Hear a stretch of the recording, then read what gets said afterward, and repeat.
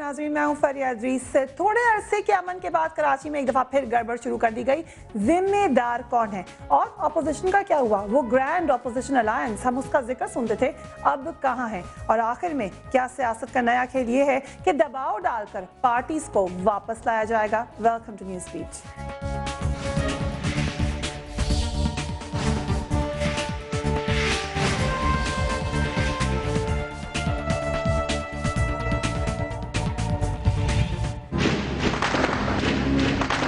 मकदूर ने मेरे बच्चे को मारा, इनका बेड़ाकार को पीछे से वार किया, मेरे बच्चे को पीछे से। मेरा बच्चा सबके काम आता था, उसका सिलाई मिला के चला गया दुनिया से। एक औरत जा रही थी, उसको कहने लगा दरवाजे से कि अम्मा इधर हो जाओ, गोली चल रही है, उसी को गोली मार दी दरवाजे पे।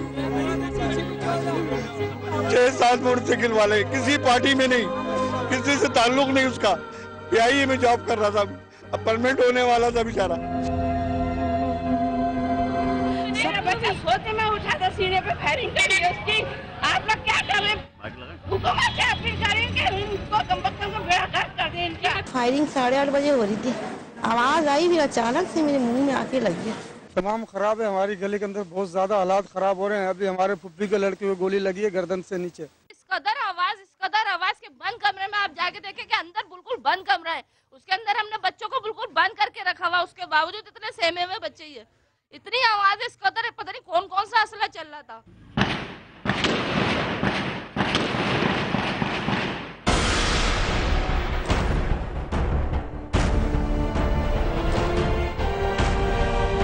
मेरे घर का वो कफील था जो घर चला रहा था, मैं लिहाजा बेटे मेरे तो अब हिम्मत नहीं रही। ये पापा मांग रही, इसकी कमी पूरी करो, इसको पापा लाके दो।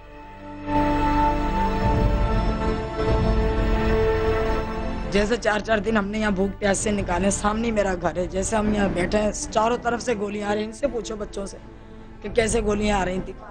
मेरे पापा दूध लेने गए थे तो उनको गोलियों से मारे।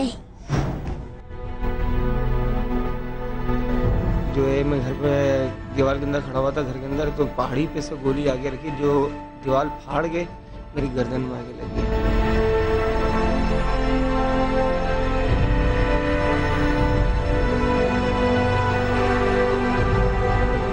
कमरे में बैठे हुए भी महफूज नहीं हम लोग। घर में ये बाहर तो नहीं तरह कि चलो बाहर से भरा था, घर में भी बैठे बैठे गोलियां लग रही है। इस तरह होता है क्या?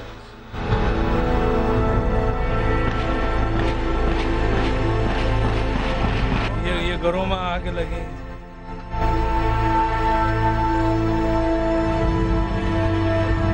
याद नहीं आएगी, मेरा बच्चा है, मेरा बुढ़ापा की सहारा था। ये 22-23 साल का। बस वो बच्चा ये गली नहीं क्रॉस कर पाया है तो गोली मार दी है, और मेरा बच्चा तकरीबन 15 से 20 मिनट तक वहीं पड़ा रहा गली में। अगर ऐसा होता तो वो भी अपनी जान बचाने के लिए 1-2 फायर तो करता ना। अगर होता तो उसके पास से निकलता ना, कोई तो उसको बचाता। वो ऐसे पड़ा रहा, वो घर से निकल रहा था, इसलिए कि 3-4 दिन से मेरी बहनें भूखी है, मेरी माँ खुद, उसकी तबीयत खराब थी। वो इसलिए हमने बोला कि अब थोड़ा हालात सही हो गया, हमें क्या पता कि वो निकलेगा घर से और अचानक से फायरिंग हो जाएगी और उसकी मौत उसी गोली से हो जाएगी। हमारे घरों का और हम बच्चों का सबका क्या चलना चाहिए? इतने से बच्चों को लेके पालते हैं, ये उम्मीद होती है बाप सर पे लेके बेवा। न जाने किसकी नजर लगी है, वतन हमारा लहू लहू है। दरिंदगी आन हो चुकी है, हर एक नजारा लहू लहू है। ज़ईफ माँ के जवान बेटे खुद अपने खून में तड़प रहे हैं। हजारों इंसान है बेसहारा, हर एक सहारा लहू लहू है। अमन और अमान के आर्जी वक्फे के बाद एक बार फिर कत्ल और गारत का एक नया सिलसिला शुरू हो गया है और अमन और अमान की बहाली की तमाम हुकूमती दावे धरे के धरे रह गए। कराची के शहरी अपने बच्चों, अपने बुजुर्गों और अपने भाइयों की लाशें उठा उठा कर थक चुके हैं, मगर लहू का खेल खेलने वाले दहशतगर्दों के हाथ नहीं थके। आग और बारूद के खिलाड़ी हनूज ताज़ा दम हैं, कब्रिस्तान कम पड़ते जा रहे हैं। इस सब के बावजूद मैदान सियासत के शाहसवार अभी पारकाब रहना चाहते हैं, मगर सियासत के नाम पर एक किस्म का जो खेल कराची में खेला जा रहा है वो एक ऐसा संगीन मजाक बनता जा रहा है जो हर रोज कई घरों के दिए बुझा रहा है, हर रोज कई घरों में सफ़े मातम बिछा रहा है। कराची के इन हालात पर कौमी असेंबली से मुस्लिम लीग नून और MQM ने वॉकआउट भी किया। इन वाक़यात पर मुत्तहिदा कौमी रहनुमा हैदर अब्बास रिजवी ने कहा है कि कराची में हुकूमती सरपरस्ती में जुराइम पेशा अफराद सूरत हाल खराब कर रहे हैं। उन्होंने मजीद क्या फरमाया, देख लीजिए। आज जो मलीर और लांडी की सूरत हाल एक बार फिर तबाह की गई, उसमें MQM के कारकुन शहीद हुए हैं, सपोर्टर्स शहीद हुए हैं, आम लोग शहीद किए गए हैं। ये एक क्रिमिनल्स, दहशतगर्दों का टोला जो सरकारी सरपरस्ती में चल रहा है, हुकूमत सिंध के कुछ वज़रा की सरकारी सरपरस्ती उसको हासिल है। हम ये समझते हैं कि इस सिलसिले को फिलफौर रोका जाना चाहिए। इस सिलसिले को फिलफौर रोका जाना चाहिए, मगर कैसे रुकेगा ये सिलसिला? वजीर आजम पाकिस्तान यूसुफ रजा गिलानी ने कराची के इलाके मलीर में अमन और अमान की खराब सूरत हाल का नोटिस ले लिया है। उन्होंने इस बारे में क्या कहा, जरा सुन लीजिए। आपने मलीर के ऊपर लांडी में जो रात आपने बताया कि ये जो वाकया हुआ गैंग वॉर के बारे में और लोग शहीद हुए, तो मैं उस इंसिडेंट को कंडेम करता हूँ और चूंकि ये प्रोविंशियल गवर्नमेंट से मैं फौरी तौर पर रिपोर्ट मंगवा लेता हूँ कि इस इंसिडेंट के बारे में उनकी क्या फाइंडिंग्स हैं। रिपोर्ट मंगा ली जाएगी, रिपोर्ट पढ़ ली जाएगी, उसके बाद क्या होगा? 18 जुलाई को MQM और हुकूमत के दरमियान ताल्लुकात बहाल हुए और गवर्नर आयशा तलबात के दोबारा गवर्नर सिंध का ओहदा संभालने को सियासी हल्के बहुत ही हैरत की निगाह से देख रहे थे कि यह अनहोनी किस तरह से हो गई, क्योंकि जुल्फ़िकार मिर्जा साहब के इश्तियाल अंगेज बयान के बाद MQM ने जिस सख्त रद्द अमल का मुजाहरा किया था, उसके बाद तवक्का यही की जा रही थी कि हुकूमत और MQM की राहें बिल्कुल जुदा हो चुकी हैं और अब MQM की वापसी मुमकिन ही नहीं। हमने पिछले हफ्ते अपने प्रोग्राम में MQM के रहनुमाओं से बार बार ये पूछा, क्या इस बार हुकूमत से उनकी अलहदगी हतमी है या दोबारा वापसी का इम्कान बाकी है? उन्होंने हमें मुसलसल मुतमईन किया, जरा आप भी देख लीजिए। अनकंडीशनली ये बात कर रहे हैं कि MQM हुकूमत के तमाम ताल्लुकात तोड़कर बाहर आ रही है, इसमें कि प्रोविंशियल गवर्नमेंट है, फेडरल गवर्नमेंट है और गवर्नर सिंध का इख्तितार है। दोनों में जमीन आसमान का फर्क है ना। उस वक्त हमने कौम से कोई गलत बात की थी, बिल्कुल वाज़ेह बात की थी, कंडीशनल बाहर आए थे, आपको भी याद है। और इस दफा हम अनकंडीशनली एक ऐलान कर रहे हैं और वाज़ेह तौर पर हमने हुकूमत से पूरा कतई ताल्लुक किया। वापसी का कोई रास्ता खुला नहीं है। मैंने आपके सवाल का बिल्कुल जवाब दिया है कि अब अगर मफाहिमत की आप बात करें, वापसी तो बहुत दूर की बात है, वापसी के इम्कानात तो मादूम है। तो मैं फरिया यही कहूंगी कि एक ऑपोजिशन में बैठने का जो फैसला हुआ है वो हतमी है।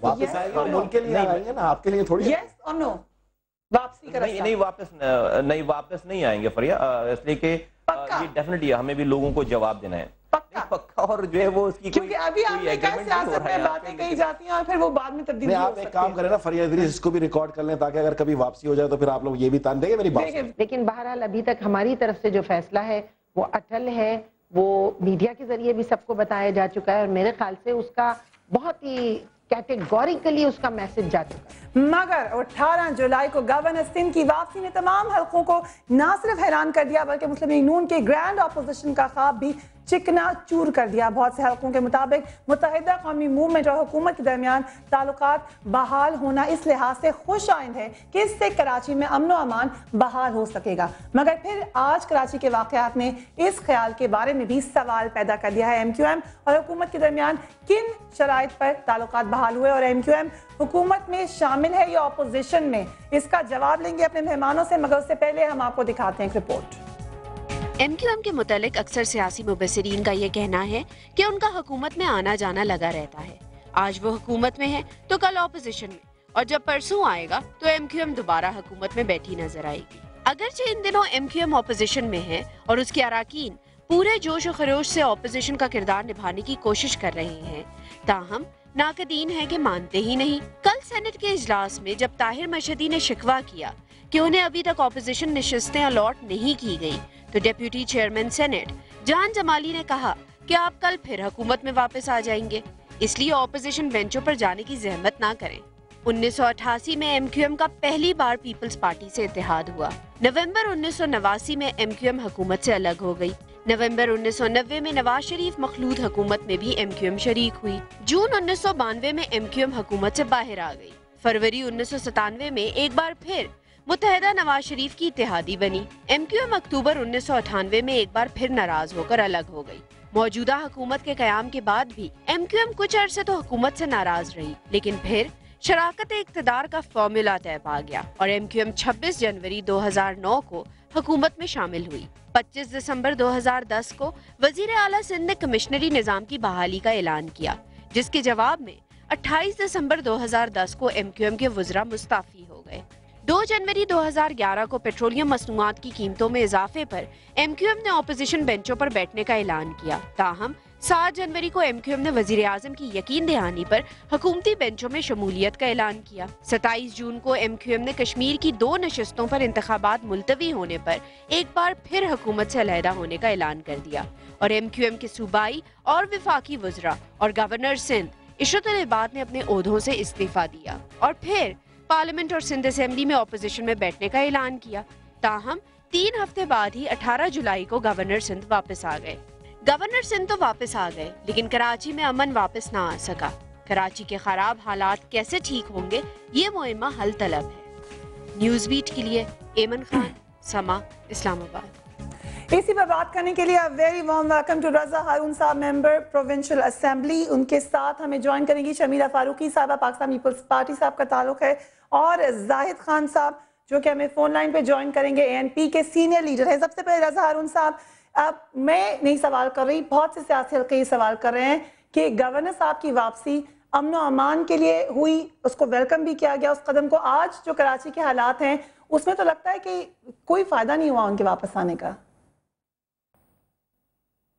फरिया, पहले तो मैं आपसे ये कहना चाहूँगा बड़े अदब के साथ कि अगर 20 मिनट तक आपने कोई माहौल बनाना है और मिनट तक आपने लोगों का ओपिनियन मेक करना है और अपनी राय का पहले जो है वो इम्पोज करने के बाद अगर कोई ऑब्जेक्टिव डिबेट करनी है तो वो इम्पॉसिबल हो जाती है।